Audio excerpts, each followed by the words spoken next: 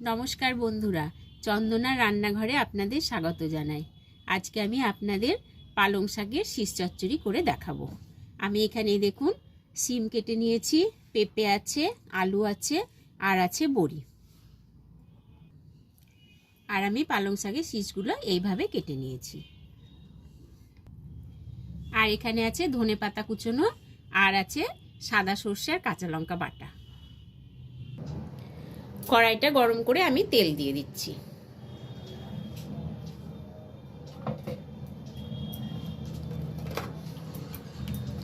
দিয়ে আমি বড়িটা ভেজে নিচ্ছি।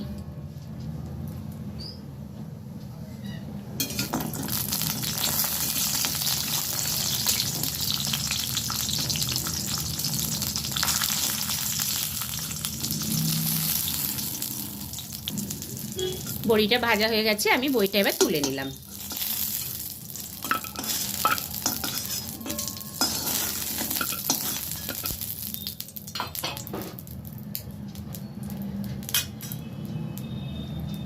আমি আর একটু তেল দিয়ে দিলাম।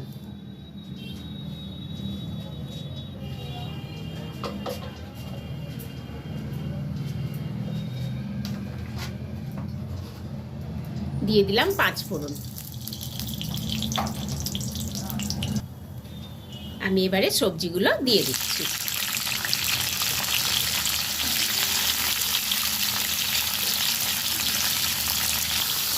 আমি ভালোভাবে এবার ভেজে নেব।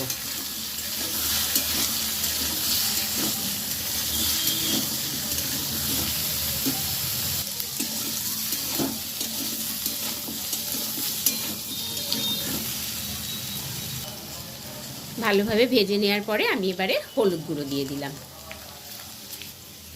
আমি এবারে স্বাদ মতো লবণটা দিয়ে দিলাম।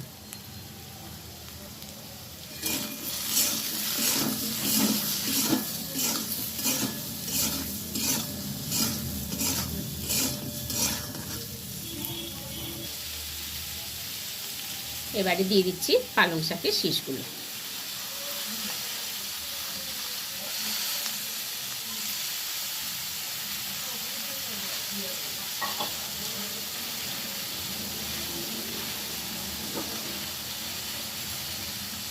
দিয়ে আমি পরিমাণ মতো জল দিয়ে দিচ্ছি।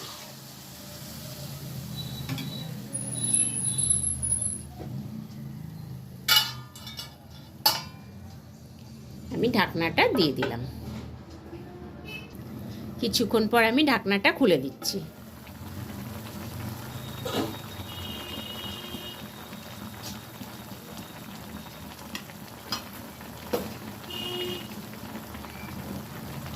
আমি এবারে ভেজে রাখা বড়িটা দিয়ে দিলাম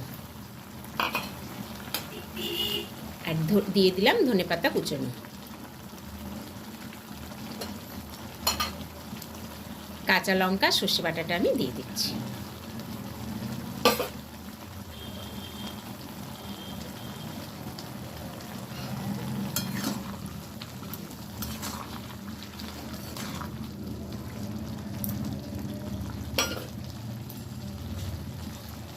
আমি আবার একটু ঢাকনাটা দিয়ে দিচ্ছি। আমি ঢাকনাটা খুলে দিচ্ছি।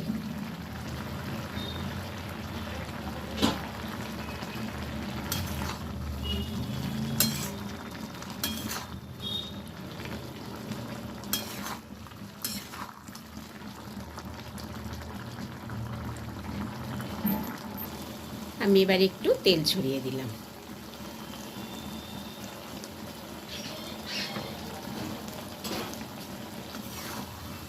পালং শাকের শীষ চচ্চড়ি রেসিপিটি আমার হয়ে গেছে। আমি এবারে নামিয়ে নেব।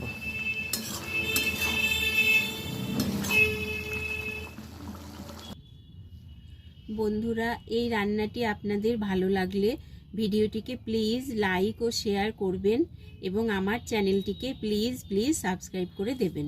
আবার দেখা হবে নতুন একটি রেসিপি নিয়ে, নতুন একটি ভিডিওতে। ধন্যবাদ।